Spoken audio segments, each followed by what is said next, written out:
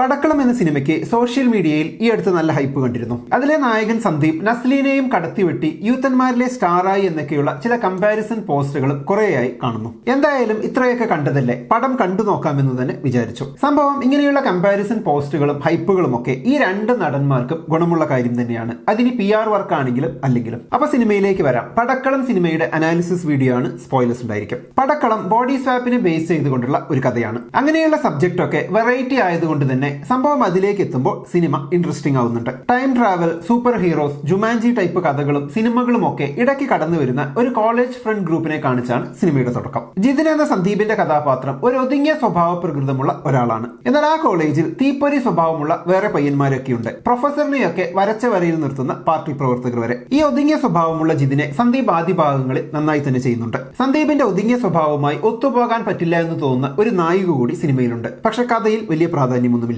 പ്രാധാന്യമുള്ള അടുത്ത രണ്ട് കഥാപാത്രങ്ങൾ ആ കോളേജിലെ രണ്ട് പ്രൊഫസർമാരാണ്. സിരാജിന്റെ ഷാജി സാറും ഷറഫുദ്ദീന്റെ രഞ്ജിത്ത് സാറും. ഇതിൽ ചിരിച്ചുകൊണ്ട് കഴുത്തറക്കുന്ന വില്ലനായി ഷറഫുദ്ദീൻ ഗംഭീരമാക്കിയിട്ടുണ്ട്. ആ ചിരി, ആ നോട്ടം, വിദ്യാർത്ഥികൾക്കിടയിലെ ആളാകൽ, ഇതൊക്കെ കൊള്ളാമായിരുന്നു. സുരാജിന്റെ ഷാജി സാർ സിനിമയിൽ പറയും പോലെ തന്നെ ജീവിതത്തിൽ ഒട്ടും പെർഫെക്റ്റ് ആയി തോന്നിപ്പിക്കാത്ത ഒരു കഥാപാത്രമാണ്. എന്നാൽ സുരാജിന്റെ കാലിബർ മൊത്തം പുറത്തെടുക്കാനുള്ള എഴുത്ത് ആ കഥാപാത്രത്തിന്മേൽ കണ്ടില്ല. കുറച്ചുകൂടിയൊക്കെ ആകാമായിരുന്നു എന്ന് തോന്നി. ഈ മൂന്ന് പേരും തമ്മിൽ അങ്ങോട്ടും ഇങ്ങോട്ടും ഒക്കെ ബോഡി സ്വാപ്പ് നടക്കുന്നതാണല്ലോ കഥ. അതുകൊണ്ട് തന്നെ കഥ മുന്നോട്ട് പോകുമ്പോൾ ഒരു പോയിന്റിൽ വെച്ച് ഈ അഭിനേതാക്കളുടെ ആറ്റിറ്റ്യൂഡ് ചേഞ്ച് ആകണം. അവിടെ സന്ദീപിന്റെ ജിതിൻ എന്ന കഥാപാത്രം താരതമ്യേന പുതിയ ആളാണെങ്കിലും നന്നായി സ്കോർ ചെയ്യുന്നുണ്ട്. അതാകാം ഒരുപക്ഷെ ഈ ഹൈപ്പിന് പുറകിലെ കാരണവും. ഒതുങ്ങിയ പ്രകൃതത്തിൽ നിന്ന് ആരെയും കൂസലില്ലാത്തവനായുള്ള മാറ്റം ഇംപ്രസീവ് ആയിരുന്നു. ഫിസിക്കും അതിന് ഒരു പരിധിവരെ അയാളെ സഹായിക്കുന്നുണ്ട്. ബോഡി സ്വാപ്പിന് മുമ്പ് മൈൻഡ് കൺട്രോൾ വേറൊരാൾ ചെയ്യുമ്പോൾ മനസ്സറിയാതെ വരുന്ന ബോഡി മൂവ്മെന്റ്സ് സന്ദീപ് ചെയ്യുന്നത് കാണാനും നല്ലൊരു പെർഫെക്ഷൻ ഫീൽ ചെയ്തു. പെർഫോമൻസ് വെച്ച് നോക്കിയാൽ ഈ മൂന്ന് പേരും നല്ല പ്രകടനം തന്നെയായിരുന്നു. അതാണ് സിനിമയുടെ ഒരു പോസിറ്റീവ്. വെറൈറ്റി കഥ,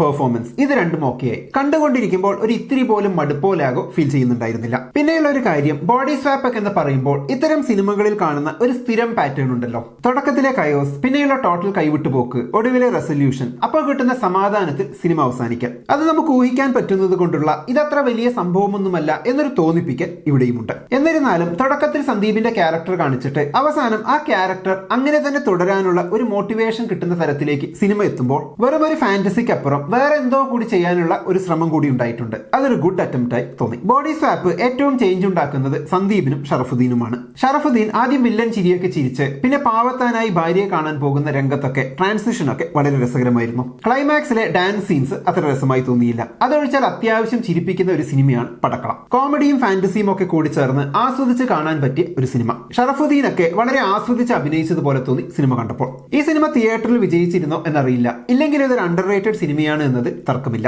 അപ്പൊ എന്താണ് പടക്കളം എന്ന സിനിമയെ കുറിച്ചുള്ള നിങ്ങളുടെ അഭിപ്രായം? കമന്റ് ബോക്സിൽ എഴുതുമല്ലോ. നമുക്ക് അടുത്ത വീഡിയോയിൽ വീണ്ടും കാണാം. ബൈ.